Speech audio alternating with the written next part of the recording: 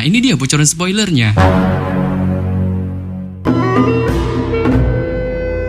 Setelah joinnya King Long dan Yuji di TKP wilayah Harta Langka Rawa Kematian, sehingga Mbak Jin Ping Er pun yang melihatnya memutuskan untuk ngibrit kabur. Sebelum pada akhirnya, keduanya pun segera membentuk formasi segel di TKP Harta Langka itu. Pasca pembentukan formasi segel yang dilakukan King Long dan Yuji itu, seekor burung pinik pun secara mengejutkan tiba-tiba muncul di tengah formasi segel. Sebelum kemudian setelah kemunculan mengejutkannya, burung raksasa itu pun tanpa basa-basi segera melakukan pertarungan epik melawan ular mistik hitam, sehingga membuat kelompok Jingyu pun yang melihat di kejauhan spontan terheran-heran atas kejadian ini. Dengan tidak menyangka mereka dapat menyaksikan kedua binatang raksasa yang terbilang binatang yang sangat melegenda itu saling melakukan bentrok satu sama lain. Namun sebelum kita mengetahui dengan jelas mengenai bagaimana sih kelanjutan baku hantam epik kedua binatang besar itu, kini pun kita akan berpindah cerita ke TKP Xiaopan berada. Yang mana pada saat ini, di TKP dalam gua, Xiaohui si Monkey pun kali ini sudah berada tepat di samping Xiaopan, pasca dirinya melewati berbagai macam rintangan di dalam gua ini. Sebelum kemudian ia mencoba membangunkan pawangnya itu, dengan sesekali memunculkan suara erangan ala-ala monyetnya, yang ditujukannya untuk memanggilnya, serta juga terkadang mencoba untuk menoel-noel bagian wajahnya. Merasakan tindakan kocak dari Xiaohui, tak berselang lama Xiaopan pun akhirnya tersadar dari kondisi pengsannya. Dengan matanya perlahan melihat ke arah Xiaohui di sampingnya sembari memunculkan senyum tampannya. Sebelum kemudian ia mencoba terbangun dari kondisi rebahannya untuk perlahan-lahan duduk di tanah. Tetapi tanpa diduga, baru saja Xiaopan menunjukkan mode duduknya ini, seberkas sinar cahaya dari dalam kegelapan pun secara mengejutkan tiba-tiba menyelimuti tubuhnya. Menyebabkan Xiaopan pun yang merasakan hal ini, spontan mencoba untuk memeriksa tubuhnya itu. Dengan alangkah terkejutnya ia menemukan luka-luka yang dialami pasca serangan hebat dari ular mistik hitam sebelumnya. Secara aneh bin ajaib tiba-tiba sembuh total. Merasakan heran atas semua kejadian dialami di tubuhnya ini, Xiaopan pun tak mau terus larut dalam keheranan untuk terus memikirkannya. Saat ia memutuskan untuk berdiri dan memeriksa situasi gua ini terlebih dahulu. Tetapi baru saja Xiaopan akan bergerak, tanpa diduga tubuhnya pun spontan tiba-tiba menjadi kaku. Saat ini ternyata disebabkan oleh dirinya yang terkejut melihat batang hidung Sueki kali ini terbujur pengsan tak berdaya di sampingnya dengan kepucatan yang terpancar di raut wajah glowingnya, sehingga menyebabkan Xiaopan pun terus-menerus memperhatikannya di balik keheranan di raut wajahnya. Membuatnya pun spontan berpikir mengenai dirinya yang apakah harus membantu wanita barbar itu yang sebelumnya secara brutal ingin memokatkannya, ataukah ia harus meninggalkannya sendirian dalam keadaan suram di gua ini. Namun ketika Xiaopan masih dihadapkan dengan situasi si malakama ini, tanpa diduga ledakan yang sangat-sangat dahsyat pun secara mengejutkan tiba-tiba terdengar di dalam gua. Saat ledakannya itu pun lantas menyebabkan TKP dalam gua bergetar sangat hebat, layaknya gempa berkekuatan tinggi. Sehingga Mbak Xiaopan dan Xiaohui pun kali ini berada dalam situasi panik. Dengan tubuh keduanya pun secara pontang-panting bergerak ke sana kemari. Bahkan gempa ini pun juga sontak membangunkan Sueki dari kondisi rebahannya. Dengan perlahan ia membuka kedua matanya di balik kepucatan yang terpancar di raut wajahnya.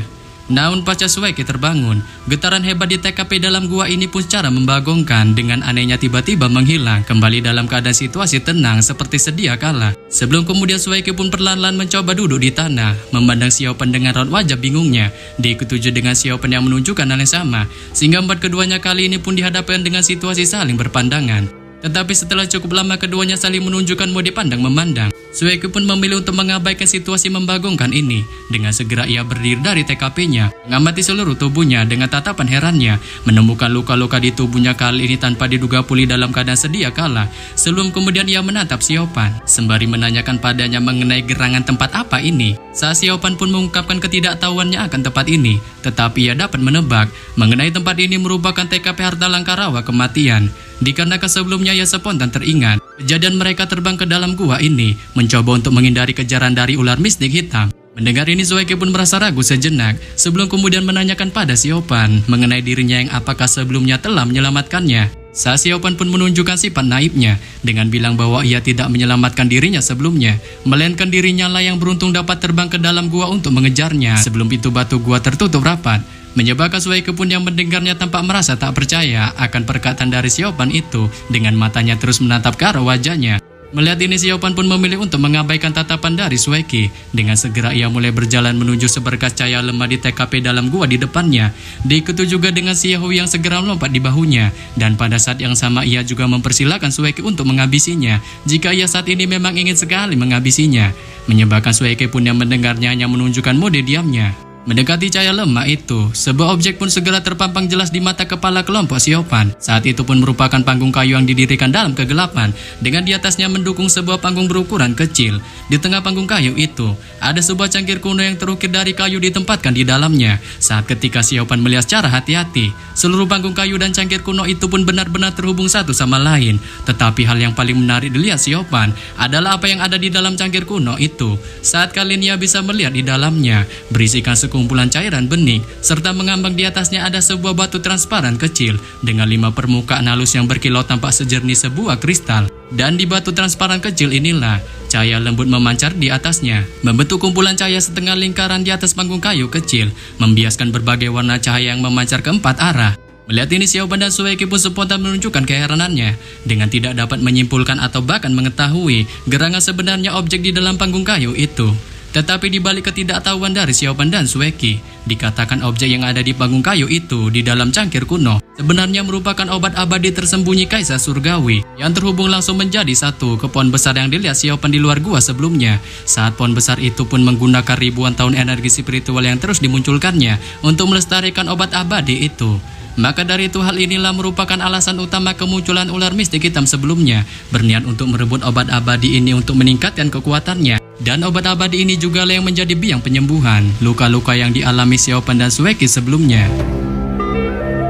Siopan pun kemudian mengamati sekitarnya sebelum pandangannya jatuh ke arah obat abadi yang ada di dalam cangkir kuno. Saat ia bisa melihat obat abadi itu terus memancarkan sinar cahaya sejernih kristal, membuatnya pun kali ini spontan menebak obat abadi itu bukanlah sembarang benda biasa. Yang dari kelihatannya obat abadi itu merupakan harta langka di rawa kematian yang selama ini mereka cari-cari. Oleh sebab itu memikirkan hal ini, bercampur keinginan membaranya untuk menguasai obat abadi itu, Siopan pun tanpa basa-basi segera mengulurkan tangannya ke arah panggung kayu, mencoba untuk mengambil obat abadi itu. Tetapi tanpa diduga, ketika Siopan baru saja hendak mengambil obat abadi itu, suara lantang dari Sueki pun tiba-tiba terdengar di sampingnya dengan menyuruhnya untuk tidak menyentuh obat abadi itu. Menyebabkan Siopan pun yang mendengarnya sontak menghentikan tindakannya dengan berbalik untuk menghadap Sueki, sehingga membuat keduanya pun lagi-lagi dihadapkan dengan situasi dingin saling tatap menatap. Memandang secara dingin Sueki, Siopan pun segera mengungkapkan keinginannya pada calon gebetannya itu mengenai dirinya yang saat ini berniat mengambil obat abadi itu. Tetapi di sini Sueki pun yang mendengarnya menolak mentah-mentah niat dari Siopan itu, dikarenakan ia tak mau benda itu jatuh ke tangan Siopan. Ia malah sebaliknya ia secara membagongkan melontarkan tantangan padanya untuk melakukan buah kuhantam melawannya terlebih dahulu jika ia memang ingin mengambil obat abadi itu. Namun tanpa diduga baru saja tantangan ini dilontarkan Sueki, ledakan dahsyat pun secara mengejutkan lagi-lagi terdengar di dalam gua. Saat getaran dari ledakannya itu kali ini pun tampaknya jauh lebih kuat dari sebelumnya, diikuti juga dengan banyak bebatuan yang berjatuhan di atas gua, menyebabkan Siopan dan Sueki yang melihatnya pun mencoba untuk menghindarinya dengan melompat-lompat di sekitaran dalam gua. Ia menyebabkan keduanya pun terhempas jauh dari TKP panggung kayu.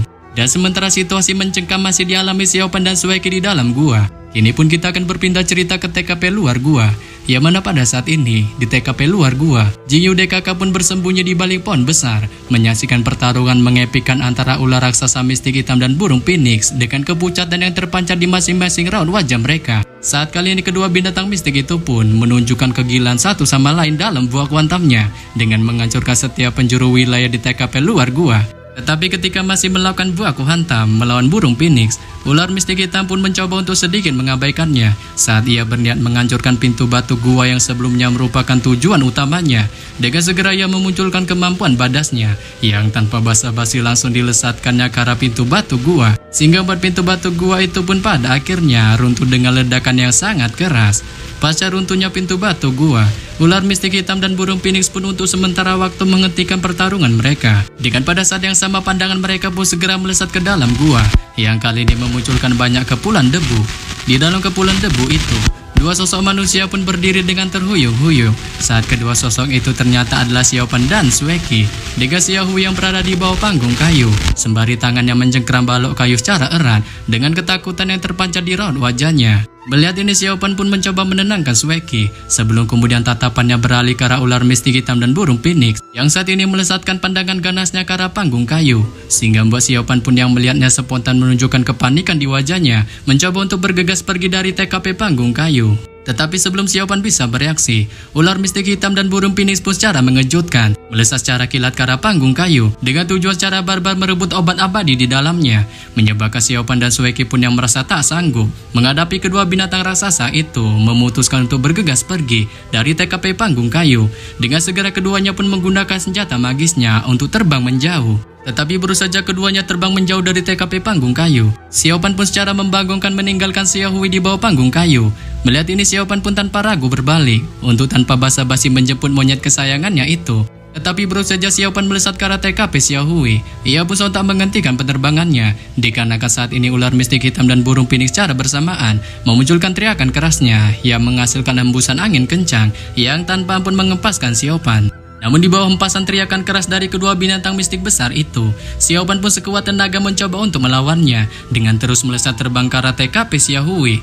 Tetapi demikian usaha yang dilakukan Xiaopan itu tampaknya sia-sia dikarenakan tekanan teriakan tajam dari kedua binatang itu sangatlah keras yang membuatnya pun pada akhirnya terpental sangat jauh. Dan setelah Xiaopan terpental sangat jauh, pada saat ini di TKP panggung kayu, Xiaohui pun bersembunyi di bawahnya dengan kebingungan di raut wajahnya. Awalnya ia merasa takut kepada kedua binatang mistik besar itu, tetapi ketika melihat kedua binatang itu terus melakukan buah hantam tanpa memperdulikan dirinya sedikit pun, rasa takut itu pun secara bertahap menghilang saat ia malah menjulurkan kepalanya untuk secara santuy menyaksikan buah hantam kedua binatang mistik itu.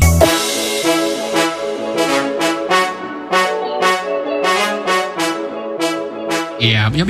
Sampai di sini saja saya menyampaikan bocoran spoiler Jet Dynasty Season 2 episode 35 yang baru tayang Sabtu ini. Akhir kata saya ucapkan bye-bye.